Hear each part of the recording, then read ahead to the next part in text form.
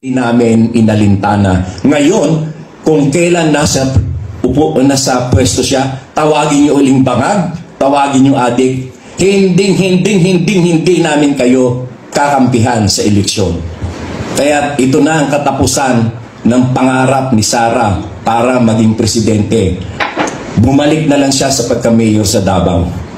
So diniscuss natin ay ang bigyan niyo ng highlight ay itong kasalanan ng mga DDS, ng mga vloggers kung bakit matatalo si Sara sa 2028. Nakatitiyak ako na hindi siya iboboto ng Marcos loyalist, ng mga Ilocano, ng mga Waray at ng mga Ilonggo. Kasi araw-araw tinatawag yung bangag at adik si BBM, anong aasahan nyo na boto galing sa kanila? Noong panahon ng 2016, nanalo si Duterte because of the Marcos loyalist votes at Ilocano votes at Waray votes. Ang lamang-lamang ni Presidente Duterte kay Mar Rojas ay 3 milyon. Alisin mo ang boto ng Ilocos Norte, Ilocos Sur, Pangasinan, La Union, Cagayan, Isabela at ang baluarte nila Martin Romualdez, baluarte na Imelda Marcos. Talo si Digong at that time. 3 milyon lang gaano lang yon. Aalisin mo yung 3 milyon kay Duterte, idadagdag halimbawa kay Binay o kay Mar Rojas, hindi mananalo si Duterte. The same political mathematics now with Sara. Since they are relentlessly attacking BBM, sinasabi nilang adik at bangag, hindi na nila maaasahan ng boto ng mga yan. Itaga nyo sa bato yan, hindi na nila iboboto.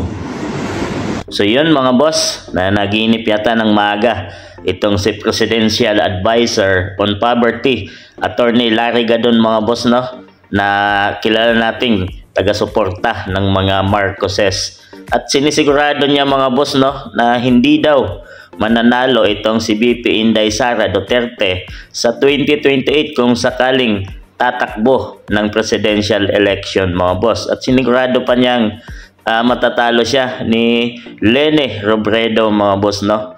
At dahil daw ito sa paninira na tinatawag nilang bangag itong si PBBM mga boss. So ito daw ang ikababagsak ng candidacy ni VP Inday Sara kung sakaling tatakbo sa 2028. So mukhang sinabi pa niya mga boss, no, na hindi mananalo itong si Tatay Digong noong tumakbo siya ng presidente kung hindi sa mga Marcoses, at hindi daw mananalo itong si Sara Duterte ngayon mga boss, no, kung wala or hindi katandem itong si PBBM. Mukhang naginip ng maaga itong si Attorney Larry Gadon mga boss. Sa inyong palagay mga boss, kung sakaling bukas na yung eleksyon, boboto pa ba kayo dito kay VP Inday Sara Duterte kung si Lene Robredo naman ang kanyang magiging katapat, dahil sinisigurado ni Attorney Larry Gadon na hindi daw mananalo si VP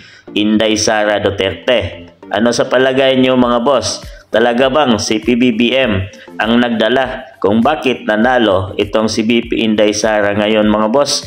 So comment down below mga boss at pag-usapan natin yan.